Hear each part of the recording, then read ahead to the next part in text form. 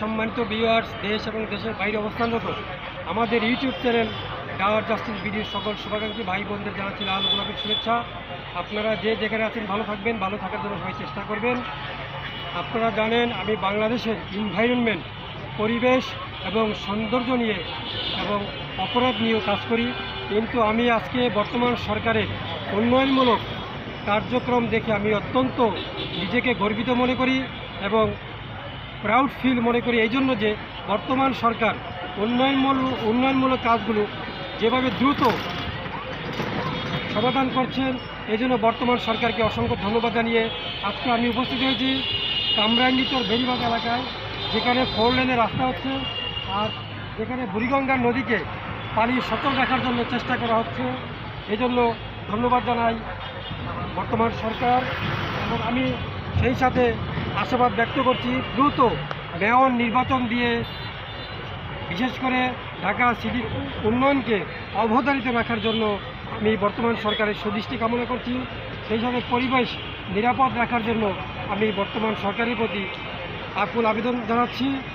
সেই সাথে প্রতিটা নাগরিকের অধিকার সুনিশ্চিত করার জন্য বর্তমান সরকারের সুদৃষ্টি কামনা করছি। আজকের মতো এখানেই বিদায় নিচ্ছি। সবাইকে অসংখ্য ধন্যবাদ। আল্লাহ হাফেজ। আসসালামু আলাইকুম সম্মানিত ভিউয়ার্স, দেশ এবং দেশের বাইরে অবস্থানরত আমাদের ইউটিউব চ্যানেল ডাওয়ার জাস্টিস ভিডিওর মাধ্যমে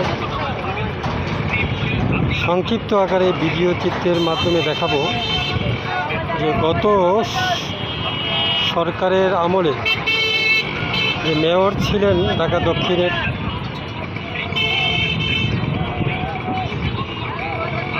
তথা আওয়ামী লীগ সরকারের আমলে যে মেয়র ছিলেন ব্যারিস্টার শেখ ফজলুল তাপস্বর, ওনার সময় কিন্তু এটা পরিষ্কার এই কামরাঙ্গীচরের সরকারি জায়গাগুলো যারা অবৈধ দখলে ছিলেন সেগুলো পুনরুদ্ধার করেছিলেন এবং খনন করে পানি সরবরাহ এবং চলাচলের জন্য একটা সুব্যবস্থা উনি করেছিলেন। কিন্তু এখন আবার সেই পানি চলাচলের রাস্তা আবার ভরাট হয়ে যাচ্ছে।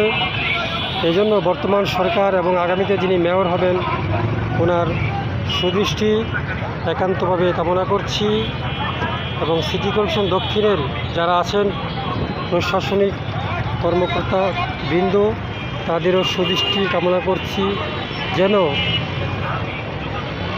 নদীর পানি চলাচল যেন বন্ধ হয়ে না যায়